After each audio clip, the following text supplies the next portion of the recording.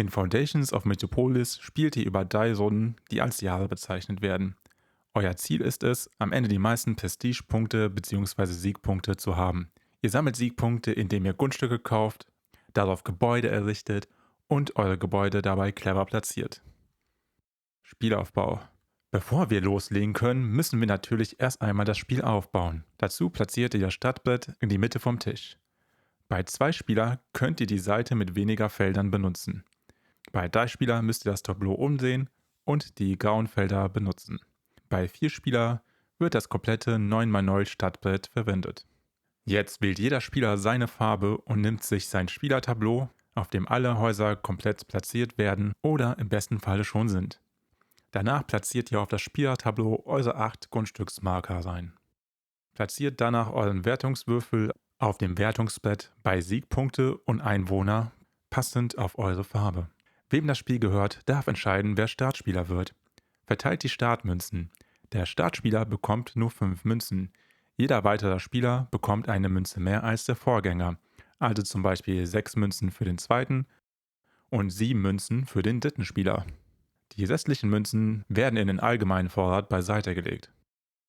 Vorbereitung. Als nächstes müssen wir die Grundstückskarten vorbereiten. Wenn ihr weniger als 4 Spieler seid, entfernt die Karten 4 Spieler und falls ihr zu zweit seid und auch die für 3 Spieler aus dem Deck. Mischt die restlichen Karten zusammen und verteilt zufälligerweise 6 Karten an jeden Spieler. Deckt eure Karten auf und markiert das angegebene Grundstück mit eurem Grundstückmarker auf dem Stadtbrett. Macht das für alle 6 Karten, die ihr habt, sodass am Ende nur noch 2 Grundstücksmarker übrig bleiben. Als nächstes teilt ihr die übrigen Karten in 3 gleich große Stapeln für die 3 Spieljahre. Nun deckt ihr 6 Karten vom ersten Jahresstapel auf und legt sie auf das Grundstücksbett. Das ist euer Immobilienmarkt, volatiler als die Tesla-Aktien. Spielablauf. In jeder Runde führt ihr eine von 3 möglichen Aktionen aus. Erste Aktion: Grundstück kaufen. Wenn ihr einen Grundstücksmarker auf euer Spielertableau habt, könnt ihr eine der ausliegenden Grundstückskarten für den angegebenen Preis mit euren Münzen kaufen. Markiert das Grundstück auf dem Stadttableau mit euren Marker. Legt die Karte zur Nachvollziehbarkeit bei dir zur Seite. Rücke die übrigen Karten nach links und fülle den letzten Platz mit der nächsten Karte auf. Zweite Aktion: Gebäude errichten. Wählt ein Gebäude von eurem Tableau. Platziert es auf einen oder mehrere zusammenhängende Grundstücksmarkern. Entfernt die Grundstücksmarker und platziert sie auf euer Spielertableau. Du kannst auch über deine eigene Gebäude bauen, wenn das neue Gebäude größer ist als die vorherigen. Wenn beim Überbauen Flächen frei werden, die vorher überbaut waren, platzierst du dort auch Grundstücksmarker wieder, damit du keine Fläche beim Überbauen verlierst. Du darfst keine neue Gebäude errichten oder überbauen, falls du nicht genügend verfügbare Grundstücksmarker hast. Dritte Aktion: Einkommen nehmen. Nehmt 5 Münzen aus dem Vorrat plus zusätzliche Münzen entsprechend eurer gebauten Gewerbegebäude. Als Tipp kannst du statt auf dem Stadttableau auf deinem Spielertableau die Münzwerte zusammenzählen. Gebäudetypen und ihre Funktion. Wenn ihr ein Wohngebäude baut oder entfernt, rechnet eure Einwohner zusammen und platziert den Einwohnermarker an die entsprechende Stelle. Somit wisst ihr genau, wie viele Einwohner die Spieler jeweils haben. Wenn die letzte Grundstückskarte eines Jahres gekauft wird, sind alle Spieler, auch der die letzte Grundstückskarte gekauft hat, noch einmal dran.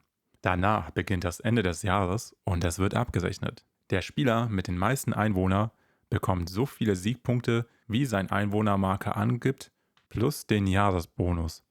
Also 4 Punkte extra im ersten, 7 Punkte im zweiten und 10 extra Punkte im dritten Jahr. Die anderen Spieler bekommen so viele Siegpunkte, wie der Einwohnermarker vom vorherigen Spieler angibt. Es sei denn, der Einwohnermarker liegt auf der 0.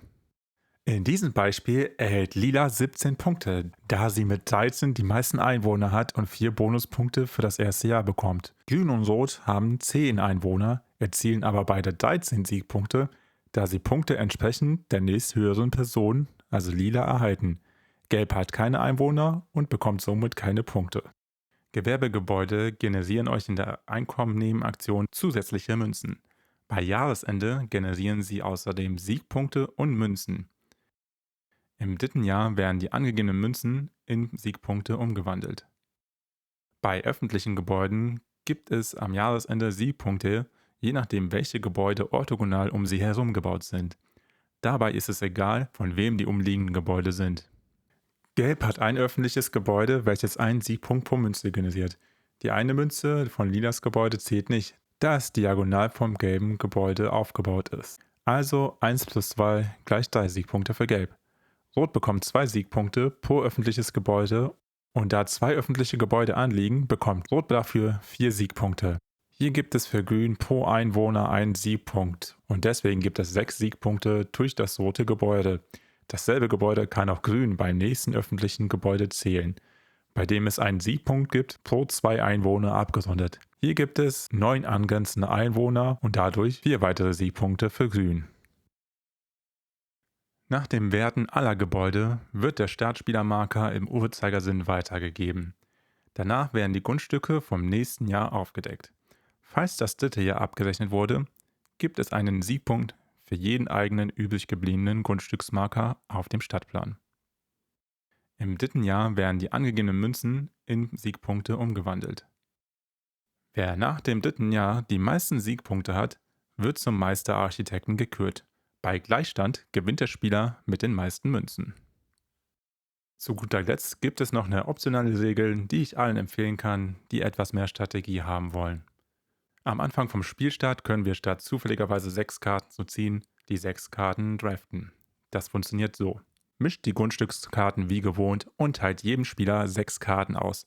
Alle Spieler wählen gleichzeitig eine Karte aus und legt sie verdeckt vor sich hin. Dabei sollte kein anderer Spieler deine Handkarten sehen. Sobald jeder Spieler eine Karte ausgewählt hat, deckt jeder seine gewählte Karte auf. Markiert das Grundstück von der soeben aufgedeckten Karte.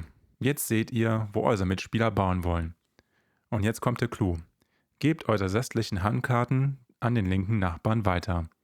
Und jetzt wiederholt ihr den Prozess, also wählt eine Karte aus verdeckt, deckt sie auf und platziert euer Grundstücksmarker, bis am Ende alle Karten verteilt sind und jeder 6 Grundstückskarten vor sich liegen hat, sowie die 2 übrigen Grundstücksmarker auf sein Spielertableau.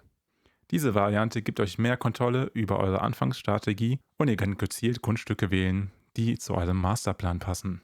So, jetzt liegt es an euch. Baut eure Traumstadt, plant clever und zeigt allen, dass ihr das Zeug zum Star-Architekten habt. Viel Spaß beim Bauen eurer Metropole und schreibt mir gerne, wie ihr das Spiel findet.